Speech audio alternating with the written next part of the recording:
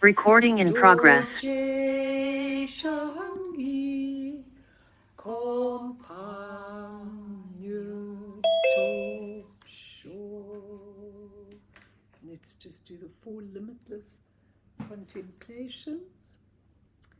May all beings have happiness and create the causes of happiness. May they all be free from suffering and creating the causes of suffering. May they find that noble happiness which can never be tainted by suffering. May they attain universal impartial compassion, free of worldly bias towards friends and enemies. Semjen damje dewa tang dewe ju tang den ba ju chik, dungal tang dungal chichu tang tra wa ju chik, dungal mepe dewa tampa tang mindra wa ju chik, nering chak tang ni tang tra we tang nong jembo la ne pa ju chik. So good evening, everybody. It's lovely to see all of you. Those that can put their cameras on, I always appreciate it. Because at least I can see faces. Sometimes I know some of you are in the bath. That's wonderful. You can turn your cameras on. Some of you are cooking. That's fine, because Dharma should be done with whatever you're doing. It's no problem. But I like to see, at least some of you have got pictures on your outside, so I'm talking to the pictures. But anyway, tonight we're going to do Clearing Our Messy Karma, the Path to Vajrasattva, Part 3. Okay, why I've called it the Path to Vajrasattva, hello Vet, is because it's very important to understand that it's a pathway to Vajrasattva. When you understand who you are, the bad news for everybody is that we've got so many things to clear up. But the good news is they're all relative, they're not tangible, and you can purify them. That's the beautiful part to it. So it's really a very important thing. And when we understand this, not only Vajrasattva, but many practices of purification, it really, really helps, because it goes into the energy winds, which is important. So I'm going to start off with a little story, and it's an old Tibetan tale about a venerable Buddhist monk who was mistakenly accused of stealing and killing a cow, even though he was vegetarian. The monk was chained and put into a hole in the ground, as they did in those days, yet he did not say a word to defend himself. Although the cow was found a few days later, the man responsible for the monk's release got caught up in timely matters and forgot about the prisoner. The monk remained in the pit for months. At last, one of the disciples obtained an audience with the king and told him what had happened. The king rushed to set the monk free and begged the old man's forgiveness, promising to punish those who were responsible. The monk, however, implored the king to punish no one. It was my turn to suffer, he admitted, explaining that in a past life he knew he had stolen a baby cow, and while escaping from his pursuers, he had abandoned it near a holy man meditating in the forest. The holy man was blamed for the crime and chained in a hole for 6 days. He says, "I've been waiting lifetimes to expiate what I did," said the old man, "and I am grateful to your subjects for bringing me the opportunity to free me of this karma." So 3 embodiments ago, our intense rage may have set off a chain reaction that caused harm to others. We've forgotten all about that rampage, but that energy is still in circulation, stamped with negativity in an imprint in us. And what a difference it would make. I mean, we don't have the actual thing that we did. Sometimes you do, sometimes you have a dream and you get the actual thing, but that's not the important thing. Okay, we don't need clairvoyance to know what we are why we're going through something. We just need to know the incident and what is the incident about. That's what's very important, okay? Because we need awareness to read the karmic tapestry, particularly the repetitive similar incidents or type of people in our lives, or a long time without a resolution, like when you're going through something and it takes a long time to actually find out what you are going through and what it's all about. That's really, really important. So for instance, if you read the karmic tapestry, you can actually read it and you can say, these incidents in my life are all about pride, arrogance, because the people around me seem to be arrogant towards me. Then you know that's the mirror reflecting that. Or I keep getting sick. What is my body expressing from my mind? What is my body expressing? Or these abusive people in my life are about my previous anger. What can I do about it? That previous anger is clear, because if you have a lot of angry people in your life, it's yours. You created that. It's very important to read that tapestry. Or people say to me, this terrible boss who never gets me, together with all the others who don't get me in my life, is about previous wrong judgment of people. So you read into the karmic tapestry, and then you're quite glad that these things are happening, and you can purify completely all those things that you see and get another chance to actually to behave differently. When people have ongoing depression, depression is a very important thing, because what is that depression? What do you see when you look in the karmic tapestry? What is that ongoing depression? Is it a futility of life? Is it because you don't have the merit and you need to create the merit? Is it something in your life that really gets you down very much? You've got to read the tapestry, the karmic tapestry, and you must learn to read it, whatever's happening to you in your life. You don't have to know the incidents, but it's very clear. I can read my own karmic tapestry very, very clearly. It's not always easy, but it is something that is very important. Or the lack of material things that people have got is always due to a past lack of generosity. So what do you have to do? You do the purification, but you also develop generosity. I've been saying to so many people these days, open up. Open yourself up, not giving of things or money or anything, but give something of yourself to many, many different people. That's how you create the generosity. And that starts changing the imprints together with your purification. And when you've worked it out, what is in the karmic tapestry of what caused it, once you recognize, really know what caused it and what needs to be purified, then the purification practices can really work. Because then you can ask, you could say in the Vajrasattva practice, I really, I can see in my karmic tapestry, this is what I've done, and I really want opportunity to redo it. Now, it's such an amazing thing, I've done so much bereavement work with people. And often when I'm sitting with bereaved people and they've lost a spouse or they've lost a mother or something, and then they come to me and they say, you know what? I feel so depressed. I did this and I did this, and this is what I failed to do. I didn't do this, and I didn't do enough of this, and I didn't do enough of that, and woe is me, and they're in a depression. And I go, hang on, go through your grief, but ask the universe for the opportunity, open portal to unity, to give that to someone else.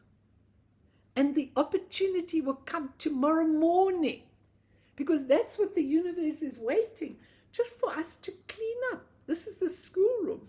When a child in a class gets a mathematical equation, the teacher's celebrating. When we get it, and we suddenly say to the universe, this is what I'm needing to do. I didn't do this. This is what I'm needing to do. So help me. The very next day, people will come into your life that you need to do whatever it was that you didn't do. It's the most amazing thing. It never fails to work. You might want to debate me on this, but I just want to get to where we were last time, and then we'll go on with it. But what I really want to say is that when we look at what we are actually cleansing, it's really, really important to look at it, because everything is the view that we have in our lives. And there's that beautiful story of Nasruddin, who was eating a poor man's diet of chickpeas and bread. His neighbor, who also claimed to be a wise man, was living in a grand house and dining on sumptuous meals provided by the emperor himself. His neighbor told Nasruddin, "If only you would learn to flatter the emperor like I do, you would not have to live on chickpeas and bread." Nasruddin replied, "And if only you would learn to live on chickpeas and bread like I do, you would not have to you would not have to flatter and live subservient to the emperor." And that's a Sufi story with a very big meaning, because how many people, I'm looking around at your president, Phyllis, and I see how everybody bows down to him, everybody's scared of what they're going to do, and so everybody's flattering him to protect the protection, except a couple of people who stand up for what they believe, and they get it in the neck, probably on a relative level, but probably on an ultimate level, they score big scorings. So it's really up to you to choose. And just to say to all of you that it's very interesting, because James Lowe says exactly like this. He says, when we practice, we look in a mirror. Usually we see our faults, our confusions, our limitations. He says, like an anorexic girl sees herself as fat. She can be as skinny as a rake, but she still sees herself as fat. He says, with the practice of either Guru Rinpoche or Vajrasattva, we see Vajrasattva in the mirror, our real nature. We see Kunta Zangpo, we see Samanta Bhadra. All deities are methods. They are methods for recognizing who we are. And even if you're not able to visualize in the practices, it doesn't matter. You believe that your awareness goes into the central channel and you will get a blessing. He says Tantra is theater. The more you enter the theater, the more impact. All life is theater. And our drama, he says, our drama of being Melanie is disturbed by entering the drama of being Vajrasattva. Now, Terry, your kids, we were there a minute ago. Terry, your kids are so cute, because when I get onto them straight away, and I say to her little girl, "Give me your mantra." She gives me green Tara mantra every Tuesday night when I see her, whichever mantra she happens to be doing that week. So tonight it was green Tara. So I said to her, all you have to do is when you go to sleep just now, dream of green Tara. And next time we'll tell her, Terry, to see herself as green Tara, which is absolutely exquisite. And then she'll be able to really, really, really enter the theater of being Tara. Aren't you all a bit sick of yourselves? I get a bit sick of myself. So sometimes I say to myself, I wonder what Tara would do in this situation. I wonder what Vajrasattva would do in this situation. That's when you start really going internally and feeling it. And James Lowe says, when you're doing the purification, the Dorji Sempa, which is Vajrasattva in Tibetan, he says, you say, Om Samaya, A Samaya, Hum Samaya, Benza Samaya. And what that means is, my body is pure, my speech is pure, my mind is pure. The integrated presence of these three is pure. Then we say, I confess, he says, and want to have purification of all these faults I've done.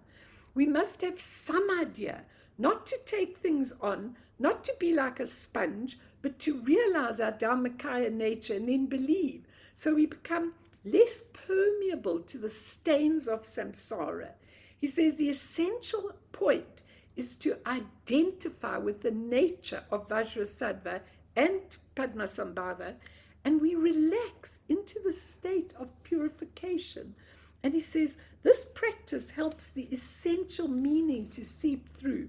Like, even if you go and you do the 100-syllable mantra, it will still have an effect. But if you do it, which I want to teach you, what does the 100-syllable mean? What does it mean? The only thing I can tell you about the meaning, and I'm going to talk about it just now, is that I just remember once I was doing a retreat at Kensington, and in walked the Dalai Lama's representative. I didn't know what he was doing there. Afterwards, I said to him, why did you come? I was doing it was a Saturday afternoon.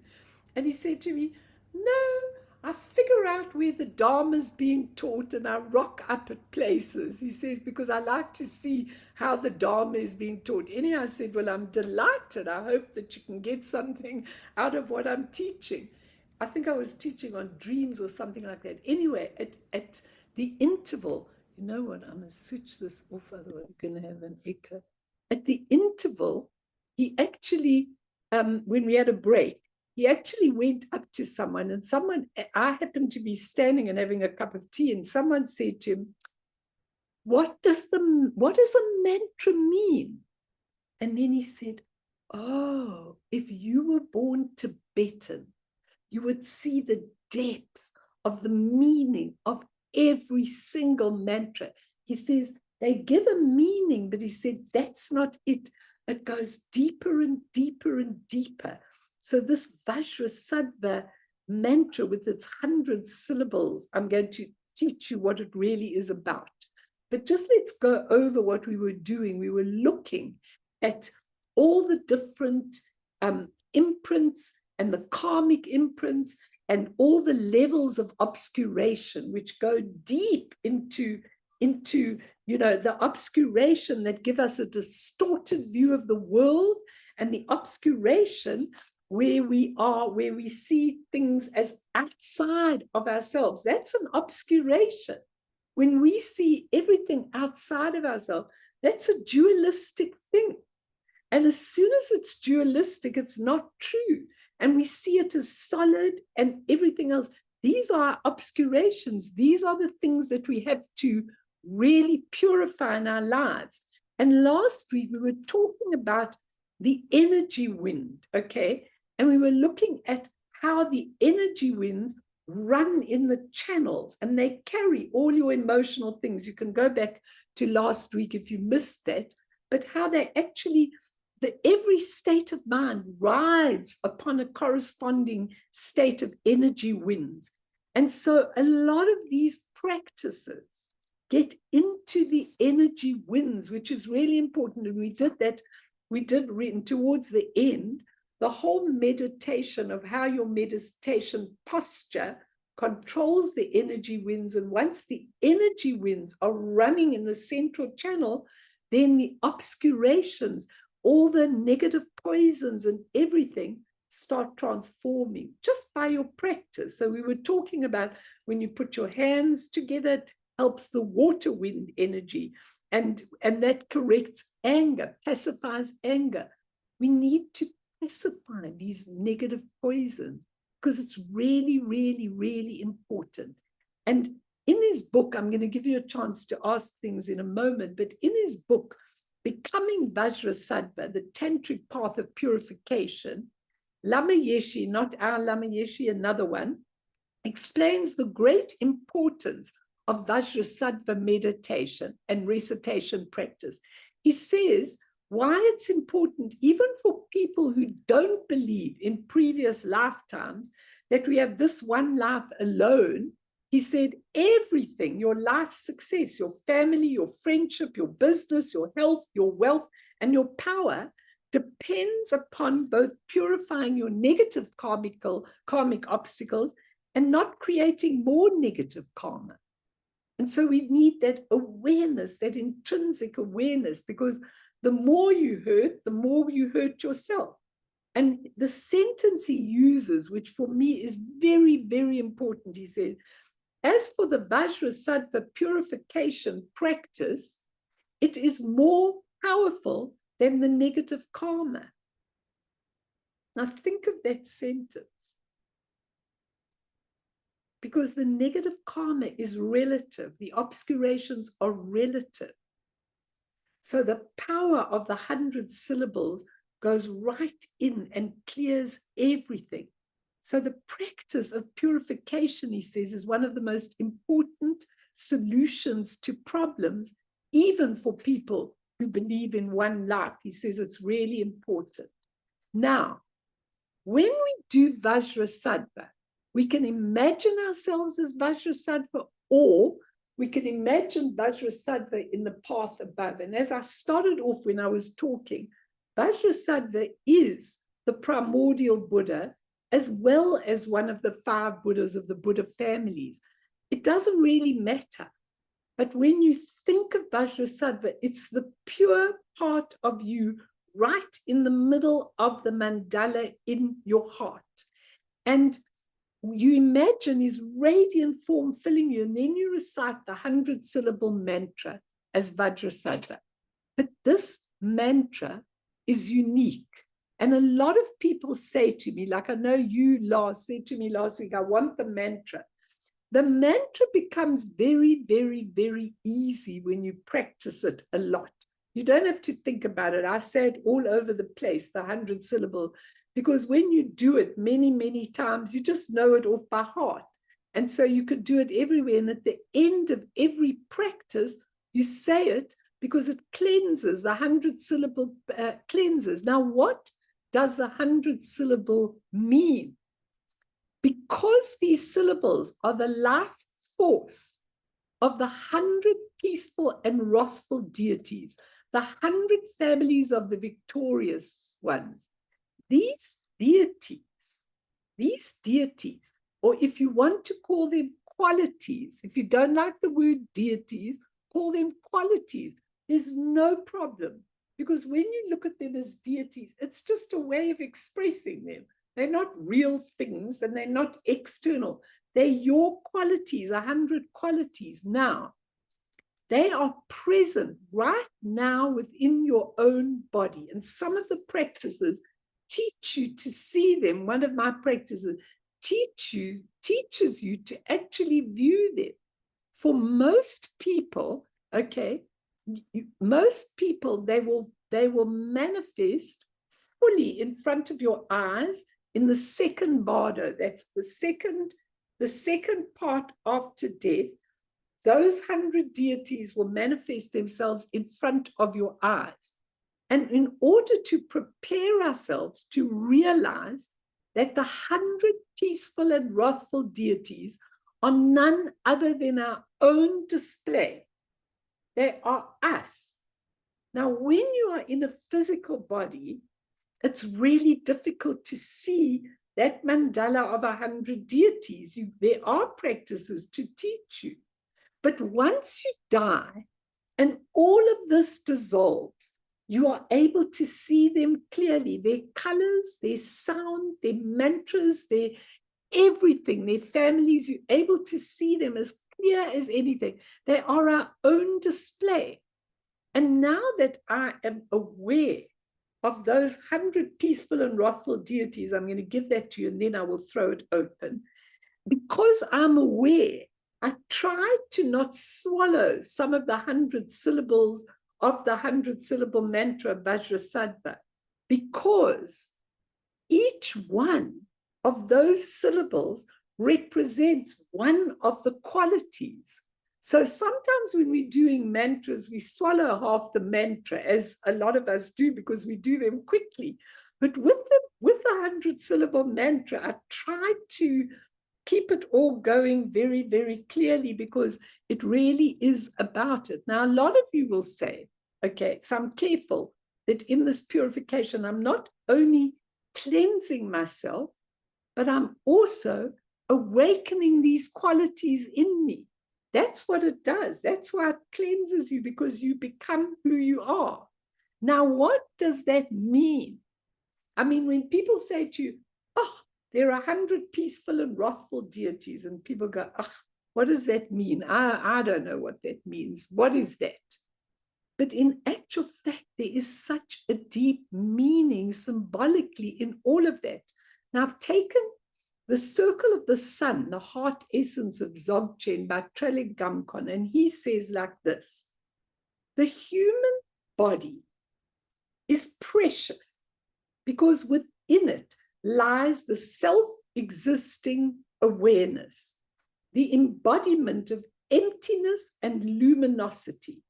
And from that arises responsiveness, the unlimited capacity, which is like the illumination obtained from a lamp. And he says the 5 Buddha families represented by the 100 peaceful and wrathful deities are the expression of our true identity, and they've always been present in your being. Sentient beings who don't realize this, as we saw in the Kunta Zangpo prayer, are deluded about themselves. They are dualistic and the external world, and they are rather distracted by the 5 psychophysical constituents, the form, the feelings, the thoughts, all of those kind of things, the 5 elements and the sensory expressions, what they can see. They don't know about that. Now he goes on to say, which is really, really, really interesting.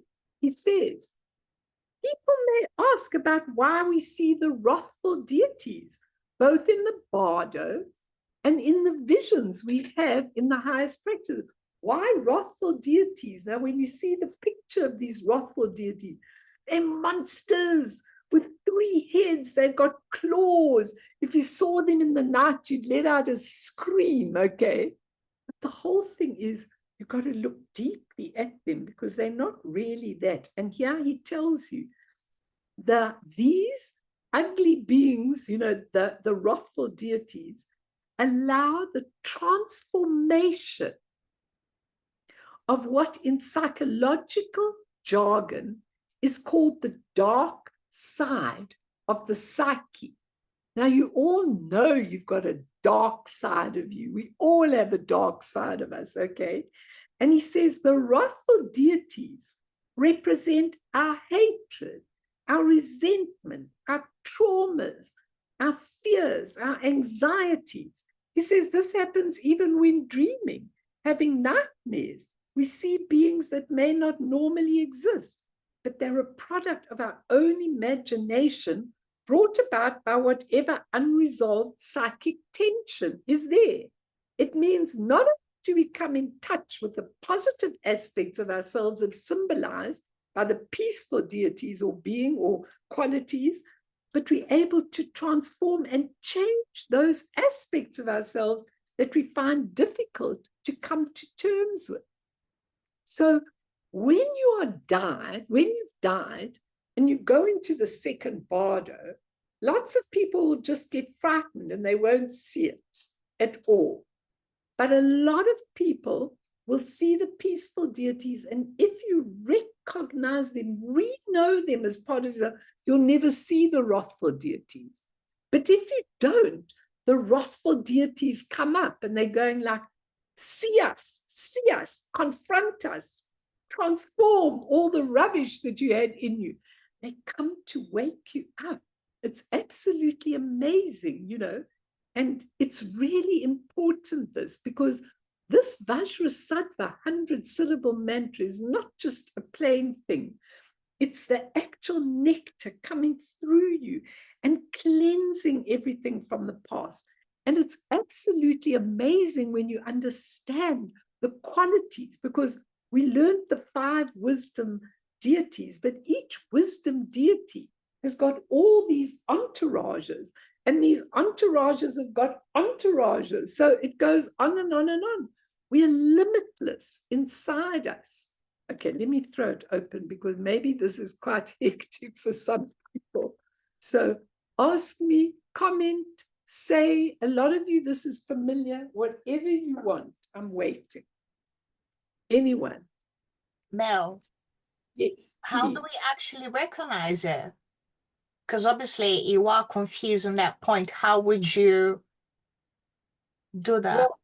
Well, for me, you know, there are lots and lots of ways, but we're not recognizing immediately because it's quite hard for us to visualize these and see them. But the more you understand the real mandala of who you are, the more you understand all these things, you'll find that you see them. You'll just see a picture you'll go into a shrine room and you'll see a picture of the wrathful deity. If you could see, you'd see that I've got some of them up there. But they just remind you of something. That's how you start to become aware that, oh, I'm not just Melanie. When I die, Melanie's going to be gone completely and totally. That whole drama is going to be gone. And now I want to see who I am. So definitely when we die, we'll be able to see them. But a lot of us are able to do that absolute practice, looking into the sky, the blue Dharma Dhatu, and then things start arising. First, you see these Vajra chains. Those are your awareness. But you have to take time, okay? But it doesn't matter if you don't recognize them in this life.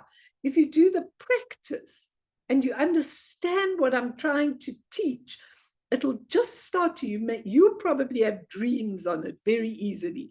Lily would draw it for us. Hey, Lil, you're going to draw the 100 peaceful and wrathful. Oh, she's drawing. Okay, that's divine. She'll draw it all for you. And then it'll be absolutely beautiful. You'll probably be able to see them in your mind, Lily, and then draw them for everybody, the peaceful and the wrathful, because it's really important. But, you know, what I'm trying to say is have a look and slowly over your life, just start awakening to this beautiful mandala in your heart, which has all these aspects. It's really important. And then you start waking up to them. And whenever you do the Vajrasattva practice, whenever you do the 100 deities, you start to realize that each of those syllables represents this beautiful mandala in your heart. Other questions, other comments, please. Because this is so important. This is you. This is you. Not the person you see in the mirror. That's just a teeny little thing in the sandpit of who you are, of the great sandpit of who you are. You have to wake up to it. Anyone want to ask or say? Yes, yes, Mel. So when we like meditating or doing a mindfulness kind of practice and letting, you know, like at the moment for me, I'm noticing that I'm avoiding or I'm avoiding or becoming paranoid or getting lazy or just like being lackadaisical with stuff. Although is that like those are our wrathful demons showing us, especially like the lazy one, the ignorance, that dull ignorance that is very much me. You know, that's so incredible because this is very much all of us. Yes. Those five poisons, you know, Yes. if you look at each one, then they must have hundreds of subsections, you know, like anger is fear underneath usually. And right. And I think what you're saying is so important because I think that awareness, when we become aware, there's absolutely no point in doing practice if we are unaware, you know. And I think what you're doing in the mindfulness, you're going, I can see, because yours is a momentum, you know, going back. Of course. And but so but even now in my practice, I'm noticing this very dull, sleepy, feeling very sleepy, feeling this very dull, and needing to like be very soft and gentle with it. But yeah, I'm just working with it. But that's what's coming up for me at the moment is this dull, lazy, it doesn't matter. That do the mantra of the 5 Buddhas, because the one Vajrasattva Yes, I do. So should I do that in my meditation? Because I have identified that that the blue house or the Vajrasattva when I remember to say that, because that's very much where I am at the moment. So that will help. Will that help transform it or bring it up? Of course, when you go, but Okay. I always go, I don't only go Vajrasattva but I like to do the English that accompanies it. Right. So Vajrasattva flood us with the wisdom, Wisdom. all accomplishing wisdom, and please clear all my ignorance and delusion. Delusion and dullness. You put dullness because it's associated with the animal realm. Of course. Dullness, ignorance, laziness. Laziness. In there. So when you go Vajrasattva you ask for the transmutation of that ignorance, that laziness, that dullness, that just complete passivity. Passivity is good. Passive, Lazy. If passive is when you're sitting, that's fine. But if passive is can't be bothered, then it's because I feel tired anyway. I'm just feeling sleepy, so what's the point? And that's how it wins, because then I don't work with it, and I don't allow it to come up. And each of you, that's where I started with reading the karmic tapestry. And read your karmic tapestry by seeing your repetitive things. What is the repetitive thing in my life that keeps on coming up? I keep on meeting people who deceive me. I keep on meeting people who look down upon me. I keep on having situations where I'm looking down on people, whatever. You look very, very deeply. And these peaceful and wrathful deities, it contains it all. It's the mandala of your heart. It's your awakened nature. This is nothing who you are here. This is just your little lessons of what you're doing. It's really important. So if you know what your thing is, and you can text me with pleasure, I'll tell anybody who really says, it seems to me that this is where I'm being tripped up.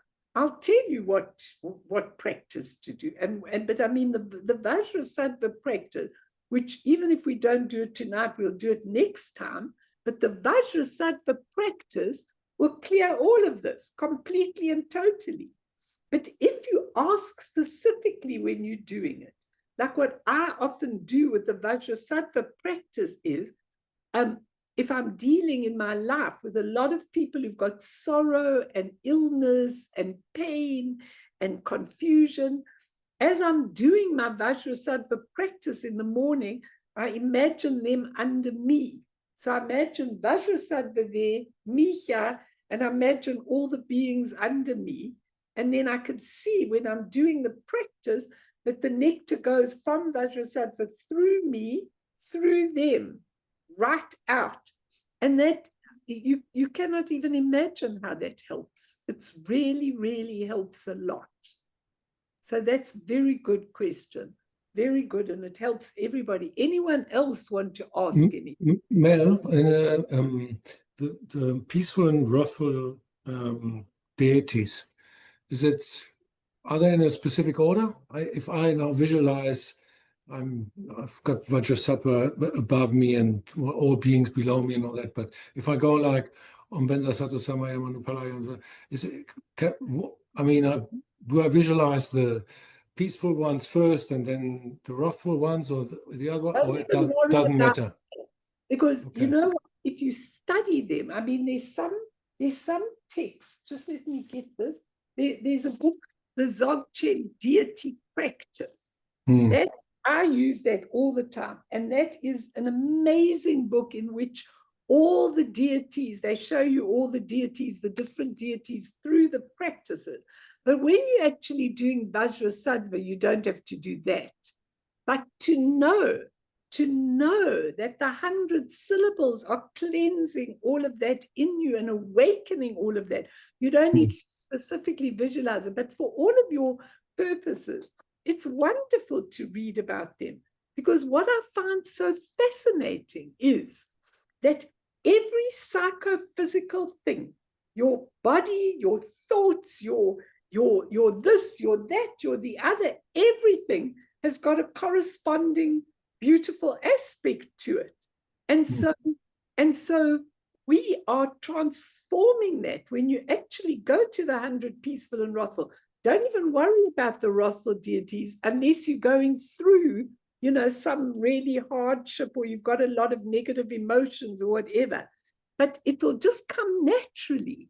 And then when you go into death and you come to that second bardo, all of you are going to wake up. You're not going to go like a lot of people, which you read in the Tibetan thing, because Tibetan Buddhism's got this beautiful afterlife, afterlife real teaching on death. And a lot of people, the minute they see it, because the colors are so bright, the sound is so loud, they say like 1,000 thunderclaps. And what happens to people is they just faint. And then they wake up in the third bardo. And in the third bardo, boom, all your karmic imprints are in front of you again. But if you recognize, know before in the first two bardos, you won't even get as far as the third bardo. But once you're in the third bardo, it's very difficult to get out of it, because then you see whatever was in you is now out of you for you to see. It's not really out of you, but it's projected in death out of you. And then it's almost too late to do something. So when I have dreams of people that have died, I see that they just want to get out of that last bardo. They want out. So what they do is they go very quickly into embodiment. And of course, when you go into embodiment, all that substrate alaya consciousness goes with you. So then you're absolutely attracted to parents who bring this out. And then people say to me, why did I get these parents? How come I got these parents? It's not fair. Why didn't I get parents? Because you went into the last bardo and your imprints and your consciousness was in front of you. And so now you have to go and redo your school year. You plugged, you failed. Okay, you got to go and do it again. So naturally you're going to come into parents and a family that's going to bring it all out for you. And then you're going to go, a lot of people go, this is too terrible. I'm in the wrong family. I shouldn't have been born. And I go, you should have. You should have been born in that family, because you created it. Because you wouldn't look at anything before. Now you must look at it. Now you must look at your karmic tapestry. And really, all of you, if any of you want to discuss with me, you're very, very welcome. You know, I do these audio WhatsApps all the time, you know, and people ask me, what about this? What about this? I just press the audio and answer, so I don't have to type it all up. And I'm so happy to help you to read those karmic histories and to read your obscurations. And here you can do it. Here you can do it as well.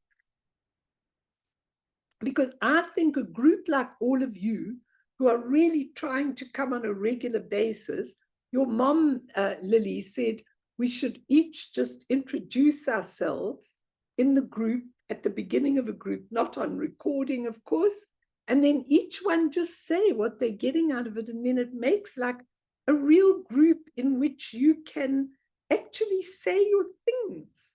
A lot of people are frightened to say what they want to, but this is so important. It's not for me. I'm not here to give an exhibition to you. I'm here because I want you to clean up your stuff, just as I want to clean my own stuff. So I don't care if you ask a grade 1 question. That's absolutely fine. And if I can't answer your question, I'll go and research it until I can. I'm not scared to say, no, I don't know what the answer to that is. Ask and talk, and then I can hear where your difficulties are. Then the Vajrasattva practice will just work for you. Yeah, Mel, because I mean, I just want to add it. Thank you so much. It's so valuable to me to like be able to see what's going on in my life now with my mindfulness practice and working with my mind and seeing, oh, this now came up that, oh, I'm avoiding or I don't want to do. And then being able to bounce it off you. And also I bounced it off the mindfulness group last night. And now I'm like, oh, now I can see what's going on because because I'm really happy to be vulnerable and to bring it up and to say that, wow, I'm sitting in my meditation. I can notice this is what's going on, but I can also see that there's this softness coming in there going, just fine, just sit, it's okay. I know you're feeling sleepy, but now I'm going to bring the Om Varashana Om in. I will remember it. And then it's like so helpful. So thank you so much to everyone for listening to me. No, and I all the appreciate it. each of them are for the poisons. You can clear Yes. them, you can clean them. It's Yeah. really, really possible. And you must. You don't want to come back into limited No. and have to do this all over again. You want to be able to awaken. It's really important. Yeah. Anyone else? I have a question. Please. It's more like a sharing, really. I worry we talk about the sounds and things. Example, I'm very sensitive to sound, and it just makes me even more scared. Okay, but How listen. how do you deal with it? If you can't even deal now, how would you deal then? You know what? It's very, very important because remember, when you're there in the death, you are in a different state. You're not attuned to noises, you're in a completely different state. So the thing is that actually, when you are there and when you have died, the sound is magnificent. It's very loud, but you can start practicing now. Because what I do when I'm doing it, if you all close your ears for a minute, if you close your ears, you'll actually start hearing the inner sound.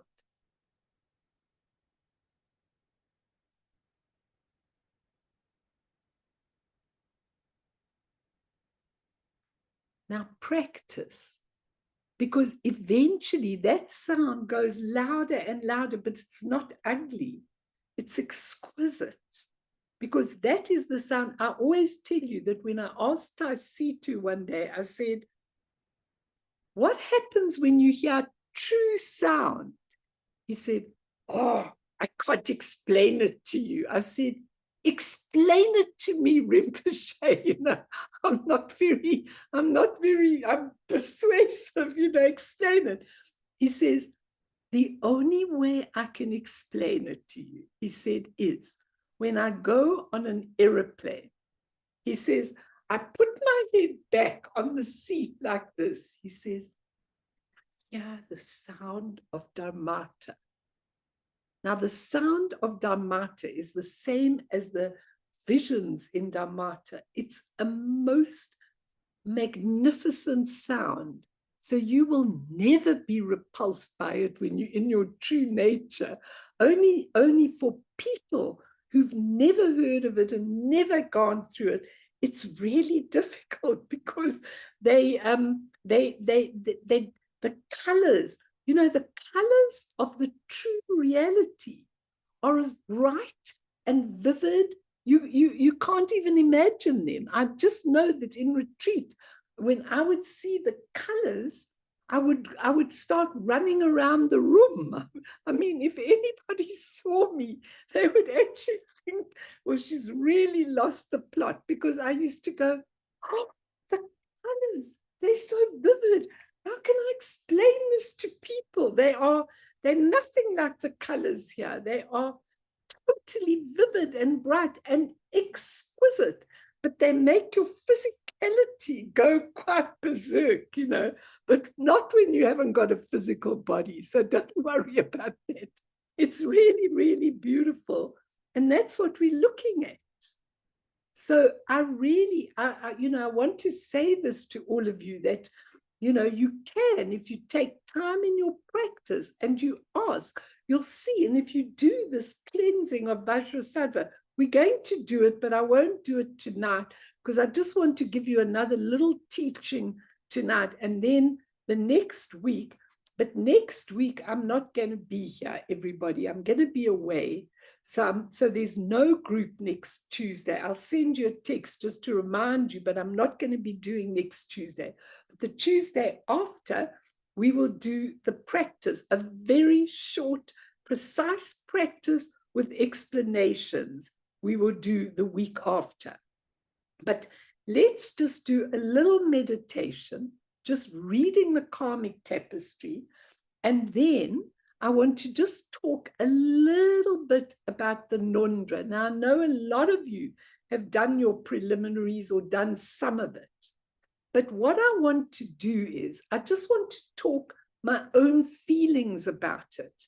Because I think if you can understand it perfectly, what it really means in developing your true nature, then I think it's really easy to take the Vajrasattva practice and actually do it with a 100-syllable mantra. But if you see it in the context of the Nondra, the way I want to explain it to you, it really makes a very big difference to how you see everything. So let's just do a little meditation and then just do a little explanation.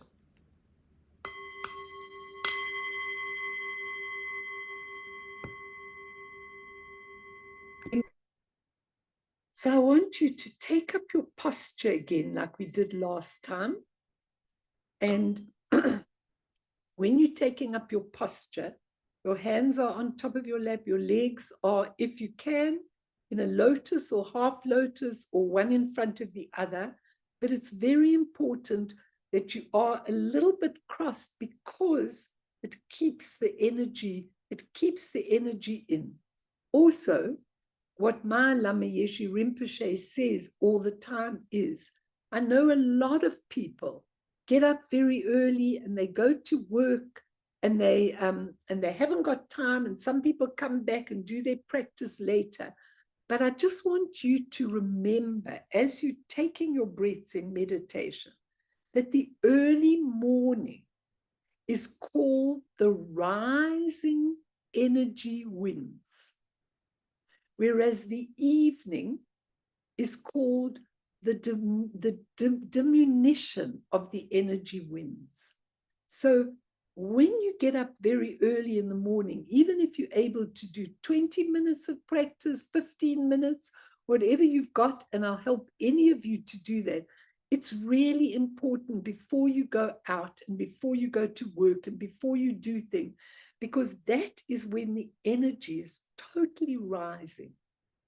So I want you to just breathe in and take in this energy that Kathy and I were talking about, the Dharmata energy, blue, open, spacious, free, absolutely divine. You feel that energy, that rising energy, that lightness of being, and you breathe it into your being. And when you breathe out, you just see all those things we did in the Kuntazangpo prayer. Just let them be: the anger, the laziness, the ignorance, the fears, the anxieties, the paranoia, this fear of what you've got to take up. All of those, you just breathe them out and watch them as they go into the Dharmata and are just taken in and just dissolve.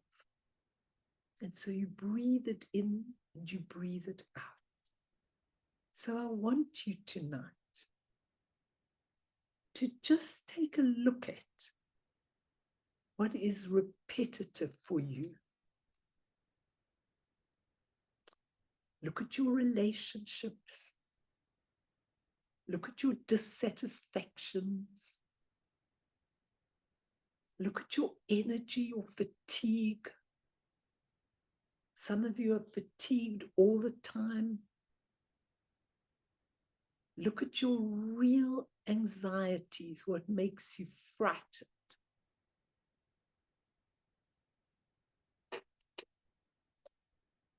Just see in front of your eyes in the Dharmata your huge karmic tapestry, very intricate. Taisitu says even in one peacock's feather are thousands of causes and conditions. Read them in your karmic tapestry. How many losses you've had, how many depressions you've had, how your financial situation is. What were your parents like?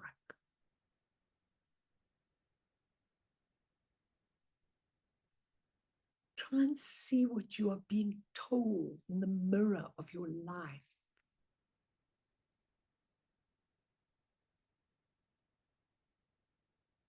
And when you look at it, don't fight with it.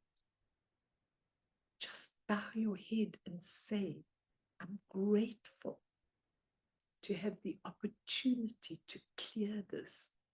And I really want to purify everything.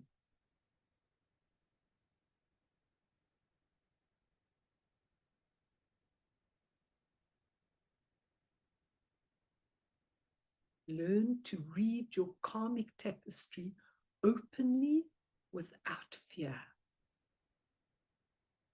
The more aware, the more purification.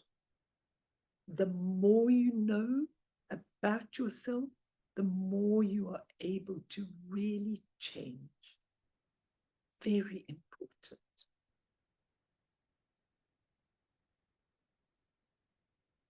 Remember that you wouldn't go to university unless you'd been to school. So start in the schoolroom to read what you've come to do. Particularly look at the things you are afraid of.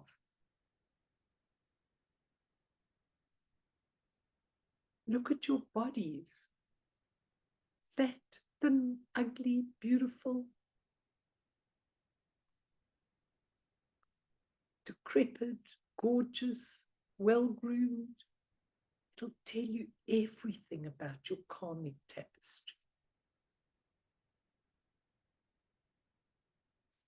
And examine your heart. How much compassion is in your heart? How much do you reach out? And how much do people reach out to you? What do you need to change?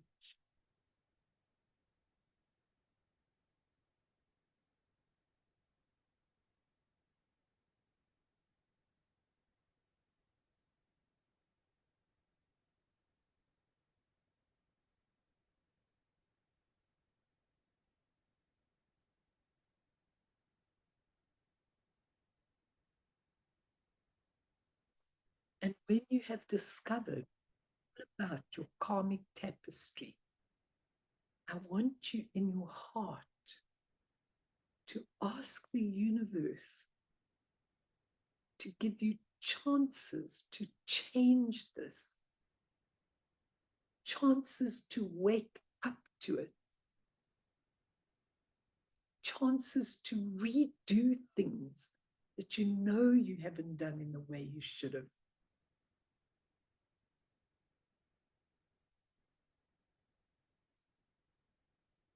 You will surely get them.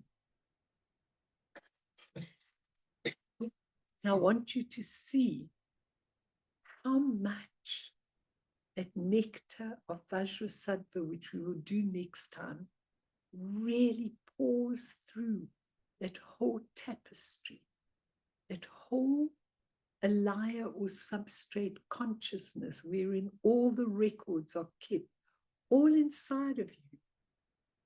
Nobody else. We are the creators of our circumstances in life.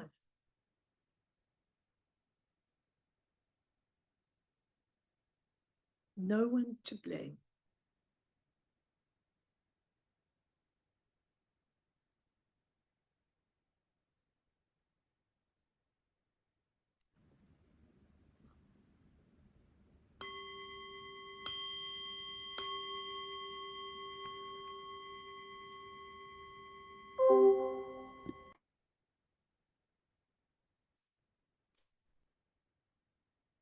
Do it by yourselves, lots of it, because it's really important. But just let me give you a little bit of teaching on this, and then we'll go straight to Vajrasattva, because the Nondra is the preliminary practices. Okay, a lot of you have half done them, half not done them, and everything. I know that one of the things that are really important is that when you've done the Nondra, a lot of these teachers will give you the practices you really want, but they'll ask you if you've done it, and you may think, well, I'm not going ritualistic. I don't want to do it because, you know, I've left my religion so that I didn't have to do all the ritual. That's fine. And if you decide to do them just a little bit every day, even if you're not doing what is required of you, that is very good. But I actually do the whole lot. I finished mine because the reason was that I desperately wanted, I really wanted to have that behind me, but I don't think I did it all that well. I really don't, but I know that the teachers ask you if you've done it. And it's not because of ritual. It's because if you've done the Nondra, then usually your energy winds are clear and you can actually then receive whatever you have to receive. Okay. But I know that a lot of people won't do it. It's very demanding and very grueling. You're supposed to do 100,000 of everything, and it's grueling. And, you know, a lot of people just don't do it. But even if you do a little bit, and when I'd finished it, I started doing it every day, but just a little bit every day, and keep it going. But I just want to say a couple of words about it, and that's all I want to do. Okay. When you look at the philosophy of Nondra, it's very, very important. Okay. First of all, the 4 thoughts that turn the mind. If you've never done them, like you, for example, and a whole lot of people that came into the Buddhism a lot later, if you haven't done the 4 thoughts that turn the mind, it's really important. And you know what? I'm not asking you to do them like to sit down every day. You're supposed to do them for months and months in retreat. I'm not asking you to do that. I'm just asking you to take the 4 thoughts that turn the mind and just contemplate. Take one of them and keep it with you for a week or 2 and just keep pondering about it. That's fine if you do that. Because what are the 4 thoughts that turn the mind? They actually change your whole looking at life. So when the first one, the preciousness of human life and how much freedom it gives you, you know that I did it according to the book at first, but when I was in India, I actually just did it according to me, the preciousness of human life. And what happened to me, I was in the Karmapa's monastery, and his apartment was there, and my retreat was here, and I asked him to help me clean me up and everything. When I got an audience with him, I said, could he clean me up? And he said, yes, he could. And I didn't realize what happens when you say to a powerful being like that, I want you to clean me up. When I was doing the 4 thoughts that turn the mind, I mean, the things that came up when I was doing the preciousness of human birth, you cannot imagine what came up for me. Like, having those parents, what did they do for me? Having my husband who's sitting here, what does he do for me? What's in the mirror that he gives me all the time, that he gives me a hard time because I'm cheeky. So I've got to be down girl, and he's the mirror for me always. He's having a little smile on his face sitting here. But the thing is that you learn how precious this human life is. It's so precious because this is your chance to really change and free yourself. Then the second one, and you can read them up. You can Google them. You'll get them on Google, the 4 thoughts that turn the mind in Buddhism. You can get them on that. The second one, which you should spend your whole life contemplating when you're waiting in the doctor's room or anything, is death and impermanence. You'd be amazed how many people will not look at death and impermanence. They don't want to talk about it. They don't want to. Everything is impermanent. Like even now, as we found a place, that we're going to go to, I mean, I'm so delighted, but I think to myself, I mean, we in the firing line, and if I'm left alone, how would that be? But everything's impermanent. And you realize, you think about death and impermanence so deeply. And if you Google it, you'll see all the points, but go beyond that. What is it about me that is afraid of death? What is it about me? Oh, there's the text Fiona's putting you.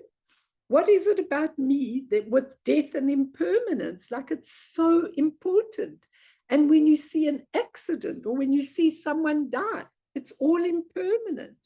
And there are so many things to contemplate on that one. The third one is karma, cause and effect. Whatever I have got in my life, I have created. And so I need to look at what causes I'm setting in motion. And that's the third one. And the fourth one, I'm just doing very briefly, is the constant suffering in samsara. Sometimes they say in Buddhism, like you put your head on a block and the executioner comes and blocks you. Even when you've got a lot, when you've got money, when you've got wealth, when you've got a palace, when you're a king, when you're a beggar, it's all the same. It's all having a lot of suffering. And you contemplate these 4, and it's like sunflowers that turn towards the sun and change your mind about everything, the way you see things. So those 4 things you can all do in your own time. Google them, get the texts on them. It's very easy, and just do them wherever you are. And then you come to the refuge and the bodhicitta and the prostrations. So a lot of people say to me, sorry, Melanie, my body's too old. I can't do prostrations. Do small prostrations, or even do the thing on a chair if you aren't able to do the prostrations. But the prostrations are not the thing. The thing is the refuge and the bodhicitta. And when you've got those 2, that is your whole life. What does refuge mean? Well, refuge is what we're all doing all day. Let me phone my insurance broker and see that I've got insurance. What am I going to do if I don't have enough money? Where am I putting this money into? That's refuge. But who wants that refuge? That's not going to go with you after life. Yeah, you probably do need that, but we're all insecure. So the refuge is the way you get an umbrella over you. Now, I want to just show you, Fee, if you could do that refuge. I want to show you that outer refuge you can all do. I take refuge in the Buddha, which is the awakened one, even in yourself. I take refuge in the Dharma, which is the teaching. I take refuge in the Sangha, and you just bend down, bend the knee, which teaches you not to have pride. And if you can do full prostrations, that's below. Just hang on, Fee. Just come back. I'm going to come to that now. That's outer refuge. If you want that, that's perfect. Inner refuges, I take refuge in the Guru. I take refuge in the Yidam, that's the deity, and in the Sangha. Okay, Guru, Yidam, Guru, Yidam, and Dakini. Those are just three external things. It is more of an inner refuge, but that's the inner refuge. But the secret refuge, which is the real inner refuge, is what you're taking refuge in yourself. So now you can put that on. Thanks, Fee. So this is what you're doing every day when you get up, and you're doing even your 20-minute practice. This is the inner refuge, and this is you that you're taking refuge. It's nothing external. So what you do is, Namo, in the empty essence, Dharmakaya, in the luminous nature, Sambhogakaya, in the manifold capacity, Nirmanakaya, I take refuge until enlightenment. Now that is who you really are. And so when you do that enough times, you actually see the empty essence, this pure spaciousness, its expression in its pure form, which is the Sambhogakaya, these bodies inside you. And it's being able to go out and give with compassion is the Nirmanakaya. I take refuge until enlightenment. Now, I like to do that every single day, a few times. And then I do a couple of prostrations, and that is my taking of refuge. Wouldn't take you more than 3 minutes to do, but you do it with awareness. And together with that is bodhicitta. And what does bodhicitta mean? Means the resolve to attain enlightenment for the sake of all sentient beings, irrespective of their species, their race, their nationality, their philosophical or religious beliefs. We must have strong enthusiasm which will to lead them out of suffering to perfect enlightenment. And just having this attitude releases us from a great deal of negativity. It's not just a philosophy. We must feel it deep down in the heart. Now, this is the inner bodhicitta, the secret one. And I do this every day, a few times. And it's just your promise, your aspiration. So it goes like this. Oh, in order to establish all beings equal to the sky in the state of Buddhahood, I will realize the Dharmakaya of self-existing awareness through the teachings of the great perfection. Now, what that actually means is, I am going to go to my highest self. I am going to learn how to become perfect. And then I'm going to establish all beings in that state. That's your promise. And with that, you can do your own prayers. You can do your own things. You can say, this is what I've got. I've got service. I've got teaching. I've got kindness. And I want to establish all beings in that. That's your bodhicitta pledge and aspiration. And those are the inner ones, okay, which is really, really important. Okay, so Fee, can we just go on to the next one? I know the next one's a Vajrasattva. No, don't go on. Just put me back for a minute and I'm going to finish. I'm not going to do that yet. But what I want to just say to all of you is that when you go, that's when you go on to the real preliminaries. So you do the refuge. You can do it in 3 minutes in the morning, 3 minutes. Those two, your refuge, just bowing to that part of you, your refuge, and your bodhicitta, my aspiration to help all beings. You can do it in your own words. It doesn't matter. I'm just giving you the real secret one. And then after that, you do the mandala offering. And you do the Vajrasattva, which we'll do next time. You do the mandala offering. Just let me say one word about it, and then I'll do it again next time. But the mandala offering, when you read about it, it's very difficult for us to understand because it's really Sanskrit and Asian words. So the mandala is this beautiful Mount Meru, the mountain right in the beginning of 4 continents. And you want to be reborn in the continent that gives you the opportunity to really learn. But the mandala offering, what Rob Priest has done, which is really exquisite, is it doesn't really matter if you do it the Tibetan style. He said, I've made one for Westerners. And so next time, I've given it to Fiona, we will put that up. And that mandala offering, you can even do when you do your refuge and your bodhicitta, and then you can say, I offer everything in my life. Like I've got my new house coming. So I go in my mandala offering. I'm offering my new house. May it be a place of service. May it give things to all kinds of people. May it bring a lot of people happiness and service. You can say, I say, and my teaching, I offer my teaching, and I offer my counseling. You can say, I offer my work, I offer my financial ability, I offer, doesn't really matter, we'll do Rob Priest's one of everything. But what is important is that the mandala offering, and I'll teach you what a mandala really is really about offering.